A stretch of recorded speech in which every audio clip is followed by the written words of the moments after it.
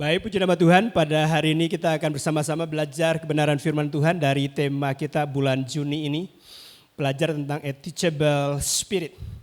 Bagaimana setiap kita memiliki suatu semangat, kemauan untuk bisa belajar. Tema ini tidak akan bisa lepas daripada materi pada bulan yang lalu. Tentang the next person. Karena bicara the next person itu artinya pola pemuritannya boleh jalan. Dan pemuritan itu bisa terjadi kalau setiap kita memiliki sebuah semangat untuk diajar. Amin saudara. Dan saya berharap demi kasih anugerah Tuhan setiap kita menjadi orang-orang yang memiliki semangat untuk belajar dan mau diajar. Amin saudara. Karena penting sekali bagi setiap kita untuk belajar. Karena berhenti belajar artinya kita berhenti bertumbuh saudara. Amin ya. Berhenti belajar itu berhenti bertumbuh. Rick Warren berkata seperti ini, berhenti belajar berarti berhenti memimpin. Kalau kita tidak belajar maka kita tidak diisi. Kita tidak akan mendapatkan kecakapan, skill, pengetahuan yang lebih. Kita akan mentok, kita akan stuck.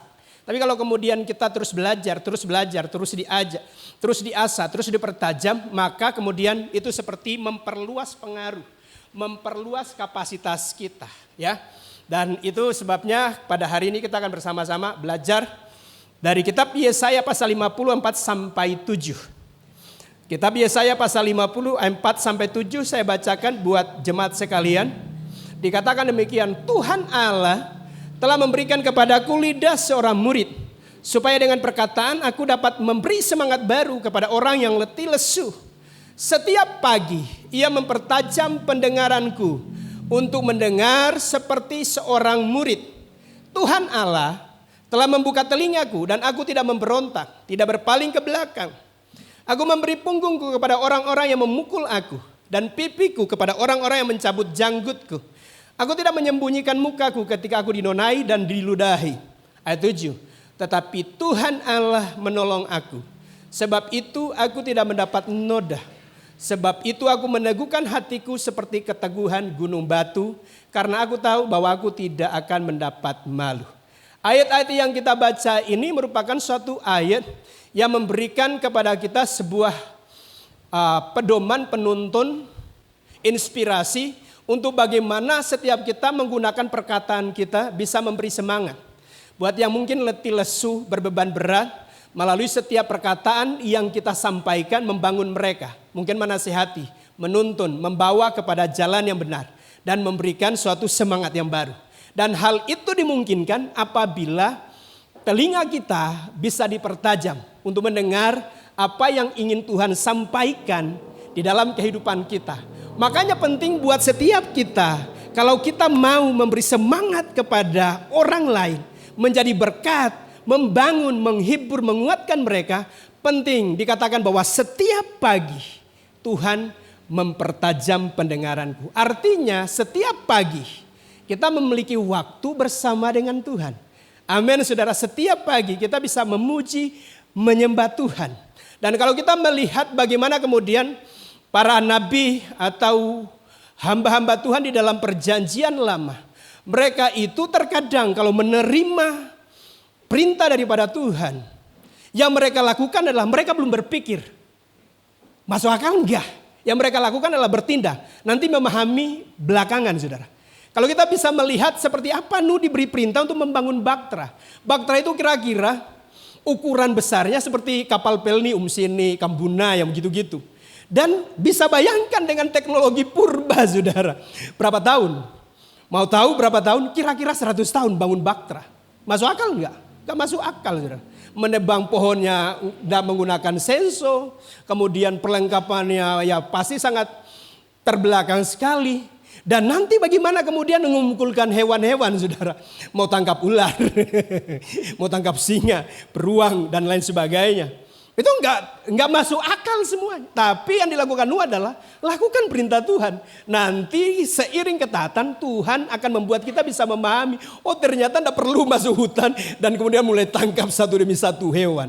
Tapi mereka berpasang-pasangan datang. Kecuali yang halal. Ya lebih dari itu. Kenapa? Buat makanan mereka selama mereka ada di dalam Baktera. Jadi hal yang seperti itu. Sama seperti Abraham menerima perintah. Ambillah anakmu yang engkau kasihi. Dan diberitahu yakni Ishak, saudara ya. Mungkin kalau tidak diberitahu namanya bisa saja Abraham mengambil Ismail, saudara. Tapi ini langsung dikasih tahu yakni Ishak. Suruh apa? Persembahkan. Itu kan sesuatu hal yang ya kalau kita tinggal di Indonesia menyalahi hukum KUHP lah, hukum pidana. Ya melenyapkan nyawa, menghilangkan nyawa. Tapi yang dilakukan oleh Abraham adalah pagi-pagi dia langsung melakukan perintah Tuhan. Dan nanti kemudian belakangan dia mengerti bahwa itu sebetulnya adalah ujian mengenai siapa yang ada di hati daripada Abraham. Apakah yang bertakhta itu Ishak atau Tuhan? Dan ternyata dia lebih taat kepada Tuhan ketimbang menyayangi anaknya. Artinya Tuhan menguji Abraham apakah kemudian menjadi orang yang percaya sepenuhnya kepadanya. Dan benar Abraham itu percaya kepadanya. Karena itu penting buat setiap kita untuk kita bisa mendengar akan dan menjadi orang yang memberi semangat kepada orang lain. Setiap kita harus punya persekutuan yang karib dengan Tuhan. Dan kalau di ayat ini dikatakan setiap pagi, ya, setiap pagi. Berapa yang setiap pagi yang selalu punya waktu doa dengan Tuhan? Boleh angkat tangan? Oh ya. Lumayan banyak, enggak usah takut-takut, angkat tangan. Ya. Yang kemudian waktunya siang hari. Siang hari. Oh, ada 1-2 yang siang hari ya. Ada 3 ya siang hari. Kemudian yang malam hari. Oke, ternyata ada banyak juga saudara. Kalau kita melihat ya, memang waktu pagi itu adalah waktu yang baik karena sepi sih, bisa fokus ya. Bisa kemudian kita menghilangkan setiap noise ya, gangguan-gangguan atau kebisingan. Karena itu yang dilakukan oleh Tuhan ya. Tuhan dalam Markus 1:35 dikatakan pagi-pagi benar, waktu hari masih gelap ya. Jadi belum muncul mataharinya. Ia bangun dan pergi keluar, ia pergi ke tempat yang sunyi dan berdoa di sana ya. Daud dengan narasi yang sedikit berbeda tapi pemahaman yang sama. Dalam Mazmur 57 ayat 7-10 dikatakan hatiku siap ya Allah. Hatiku siap, aku mau menyanyi, aku mau bermazmur. Bangunlah hai jiwaku, bangunlah hai gambus dan kecapi. Aku mau membangunkan fajar. Itu artinya fajarnya belum menyingsing, matahari belum bersinar. Jadi masih pagi-pagi benar saudara ya, masih dini hari. Dia udah bernyanyi bagi Tuhan, dia udah bermazmur, dia udah memainkan kecapi saudara ya. Ayat yang ke-9, aku mau bersyukur kepadamu di antara bangsa-bangsa ya Tuhan. Aku mau bermazmur bagimu di antara suku-suku bangsa. Sebab kasih setiamu besar sampai ke langit dan kebenaranmu sampai ke awan-awan. Bahkan kemudian kata-kata di dalam Mazmur 57 ini diulang kembali di dalam Mazmur 108 ayat 1-5. Kata-katanya nyaris sama saudara ya. Nyanyian Mazmur Daud, hatiku siap ya Allah, aku mau menyanyi, aku mau bermazmur. Bangunlah hai jiwaku, bangunlah hai gambus dan kecapi, aku mau membangunkan fajar. Aku mau bersyukur kepadamu di antara bangsa-bangsa ya Tuhan, dan aku mau bermazmur bagimu di antara suku-suku bangsa. Sebab kasih-Mu besar mengatasi langit dan setiamu sampai ke awan-awan. Tinggikanlah dirimu mengatasi langit, ya Allah, dan biarlah kemuliaan-Mu mengatasi seluruh bumi. Memang waktu pagi itu adalah waktu yang baik untuk setiap kita membangun suatu hubungan yang karib dengan Tuhan. Makanya ada banyak lagu yang mungkin inspirasi karena waktu pagi. Saat pagi hari Tuhan, ku sujud sembah-Mu. Atau saat pagi hari, ku datang lagi menghadap Tuhan dan rendahkan diri. Atau yang lainnya lagi, selamat pagi Bapa, selamat pagi Yesus, selamat pagi Roh Kudus. Hari ini saya mendorong untuk setiap kita memiliki hubungan yang karib dengan Tuhan. Bahkan kemudian dikatakan di sini setiap pagi. Yuk mari setiap pagi kita membuat sebuah komitmen sebelum memulai kegiatan untuk adanya mazmur pujian, berdoa, membaca firman, bersekutu dengannya. Maka kemudian janjinya bahwa setiap pagi dia mempertajam pendengaranku untuk mendengar seperti seorang murid. Bisa enggak kalau kemudian kita berdoa di waktu yang lain? Ya banyak contoh sebetulnya. Kalau kita melihat bagaimana Petrus saat dia berkhotbah ketika pencurahan Roh Kudus, saat mereka selesai doakan, tiba-tiba kemudian dia berkhotbah dan mengkonfrontasi orang-orang yang berkata bahwa mereka mabuk oleh anggur. Petrusnya berkata, kami tidak mabuk oleh anggur sebab hari masih pukul 9. Artinya ya sudah menjelang siang hari. Kalau kita melihat Petrus saat dia menerima penglihatan ketika Cornelius mengutus prajuritnya untuk datang, itu kira-kira jam 3 petang. Kalau kita melihat Paulus dan Silas ketika ada di dalam penjara, firman Tuhan berkata kira-kira pada tengah malam. Ya, kira-kira pada tengah malam mereka mulai menyanyikan nyanyian pujian dan didengar oleh orang-orang tahanan lain. Dan sesuatu terjadi, saudara. Hari ini saya mendorong untuk setiap kita memiliki waktu pribadi dengan Tuhan. Karena kalau kita tidak memiliki waktu pribadi dengan Tuhan, mungkin dalam perjalanannya saat kita menghadapi situasi masalah, ya kita bisa stres, saudara. Kita bisa galau, tidak memperoleh sebuah tuntunan arahan. Bahkan mungkin nanti malam harinya ketika dalam kegalauan, yang keluar bukan lagu pujian. Yang keluar adalah seperti lagu dunia. Malam-malam sepi begini, terasa panjang dan sangat menyiksa diri. Kasihan. Atau yang kayak yang lainnya, di malam yang sesunyi ini. Begitu kalau galau, saudara. Atau yang kelahiran 70-80 ada lagu ini. Di malam yang dingin dan sesunyi ini. Ya seperti itu. Kalau kita tidak membangun hubungan karib dengan Tuhan, saudara, maka kita bisa salah arah. Maka kita bisa stres. Maka ada kan hal-hal yang tidak bisa kita selesaikan dengan kekuatan dan kemampuan kita, saudara. Sekalipun kita mungkin punya posisi jabatan, punya keuangan deposito yang banyak, saudara. Tapi ada masalah, ada hal-hal yang tidak bisa kita selesaikan dengan kekuatan sendiri. Dan itu butuh untuk kita bersekutu dengannya. Amin, saudara. Kita butuh suara Tuhan. Dan itu dia janjikan setiap pagi dia akan perdengarkan akan isi hatinya. Dan dia akan pertajam setiap kita. Nah, ada 3 hal yang akan kita belajar bersama-sama. Yang pertama adalah bahwa kita diberikan lidah seorang murid. Untuk apa? Mengeluarkan perkataan yang memberi semangat baru. Ayat 4a dari Yesaya 50 dikatakan, Tuhan Allah telah memberikan kepadaku lidah seorang murid, supaya dengan perkataan aku dapat memberi semangat baru kepada orang yang letih lesu. Di sekeliling kita mungkin banyak orang yang sudah letih, sudah lesu dengan setiap pergumulan, dengan setiap problem yang mereka alami. Dan kita bisa menjadi berkat kalau kita ini setiap pagi dipertajam pendengaran kita. Nah, kata perkataan ya dari Yesaya 54a ini dari bahasa aslinya adalah dahbar.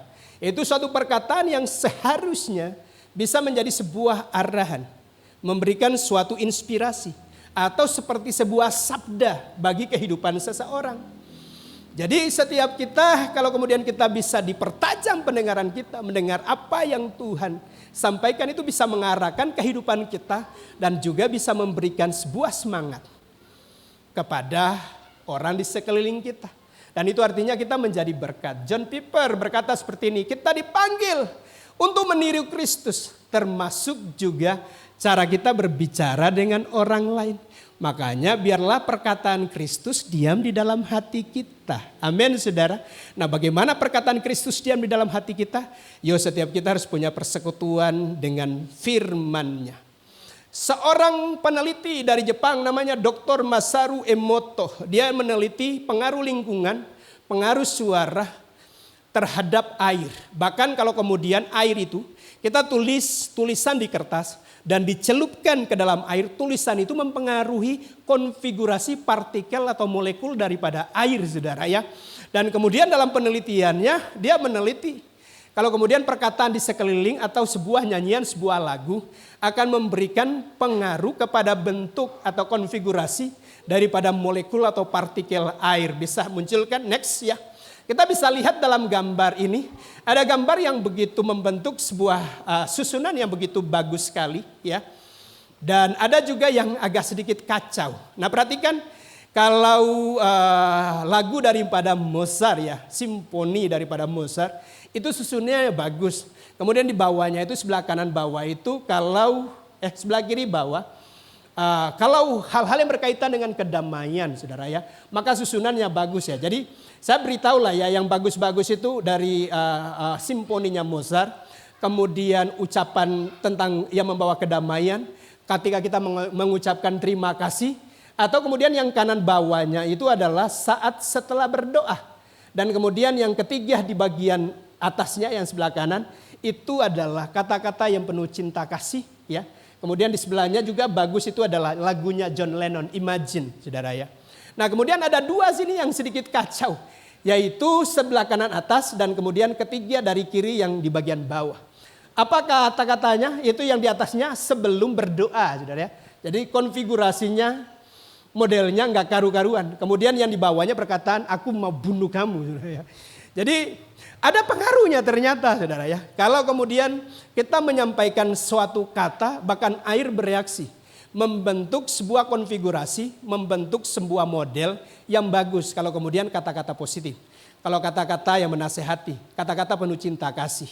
Makanya kalau terhadap air aja memberikan sebuah konfigurasi yang baik terhadap perkataan-perkataan yang positif, terhadap perkataan-perkataan yang berkaitan dengan doa, terkait dengan thank you, ya terima kasih, atau tentang kedamaian, ketentraman, ketenangan, maka memberikan sebuah konfigurasi yang baik.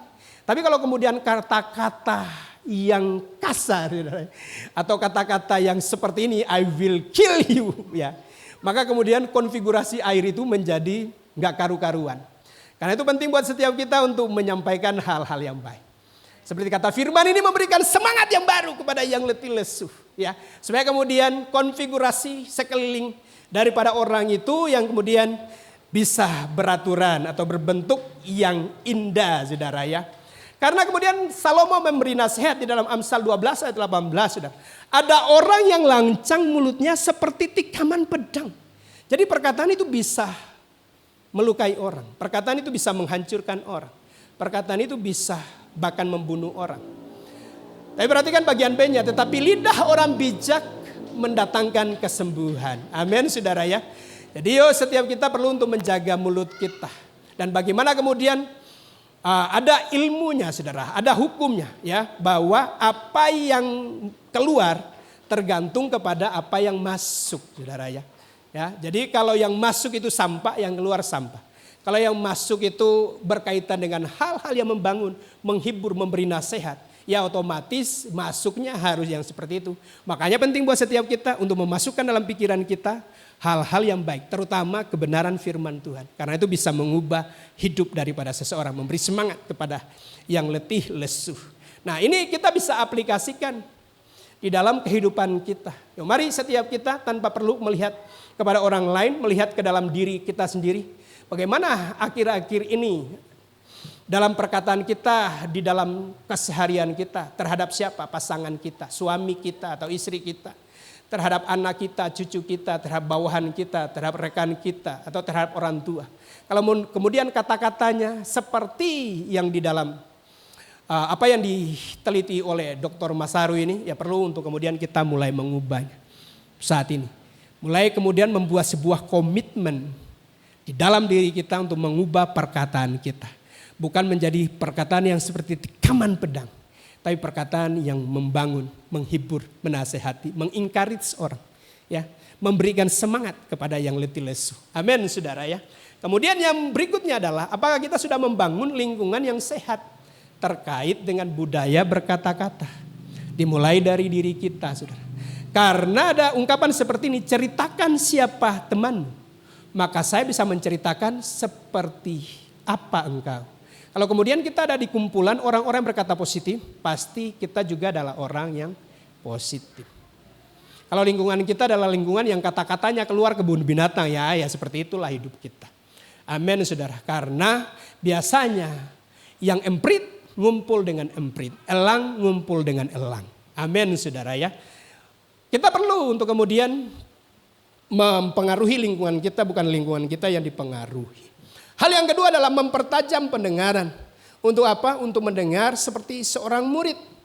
Dalam ayat 4b dan ayatnya yang 5 dikatakan, setiap pagi yang mempertajam pendengaranku. Untuk mendengar seperti seorang murid, Tuhan Allah telah membuka telingaku. dan aku tidak memberontak, tidak berpaling ke belakang. Di dalam hal pendengaran, di dalam hal komunikasi, maka kemudian ada 3 faktor yang sangat menentukan komunikasi ini kita ini nyampe apa enggak. Yang pertama adalah telinga kita. Jadi ini organ tubuh yang perlu kemudian kita perhatikan dalam hal kita mendengar atau kemudian berkomunikasi. Yang kedua adalah hati.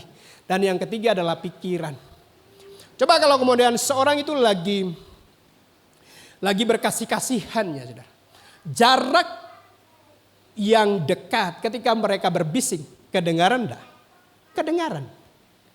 Kalau lagi sayang-sayangnya. Tapi coba kalau lagi marahannya, saudara, apa yang terjadi? Biar jaraknya dekat.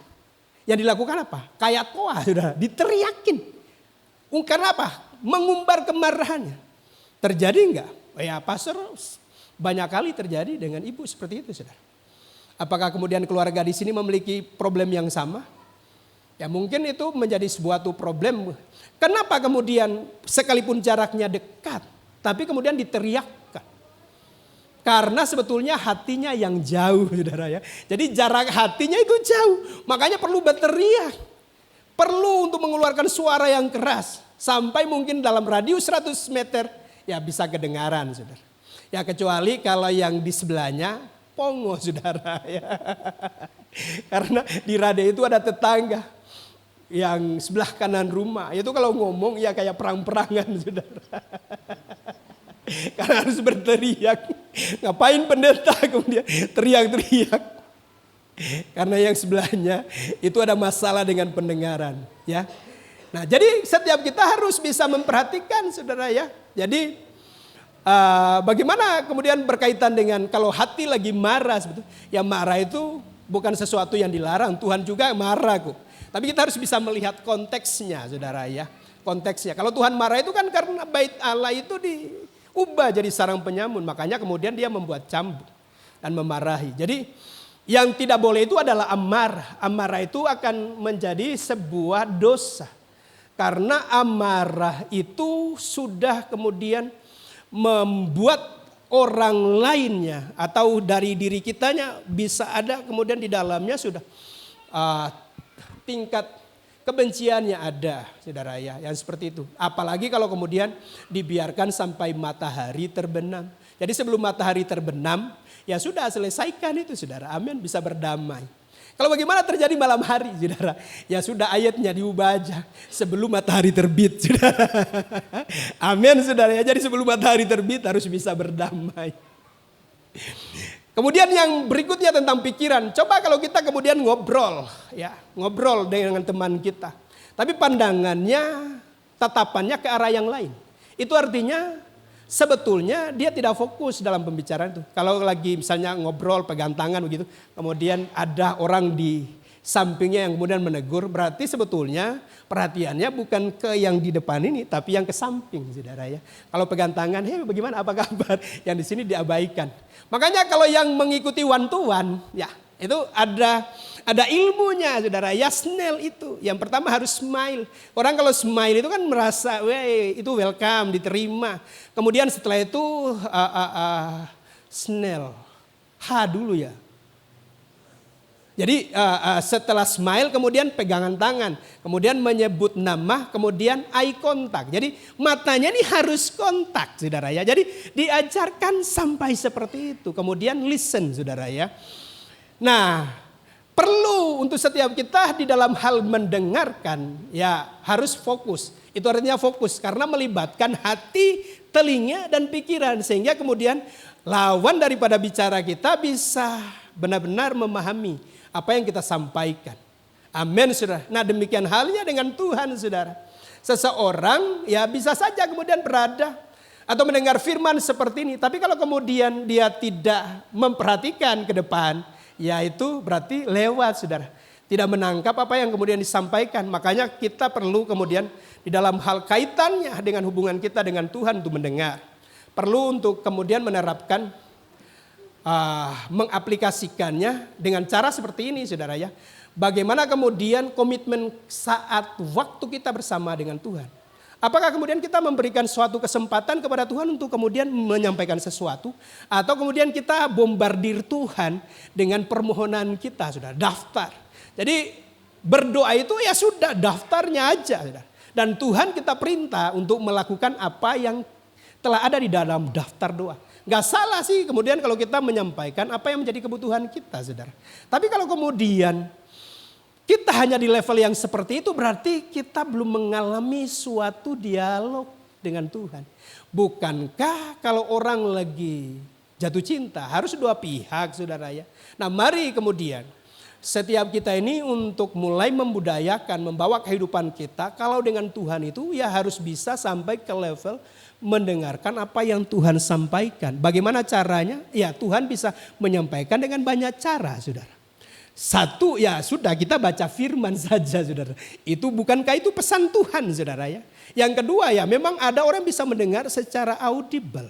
Yang ketiga ada orang yang kemudian bisa ditaruh di dalam hatinya. Bahwa itu sesuatu yang dari Tuhan. Terutama saudara untuk hal-hal yang merupakan keputusan-keputusan yang penting di dalam hidup kita. Ya, bisa memahami. Jangan sampai kemudian kalau hari Minggu pakai baju apa tanya Tuhan. Tuhan mau pakai baju apa? Kalau yang seperti itu kan tidak perlu lah saudara.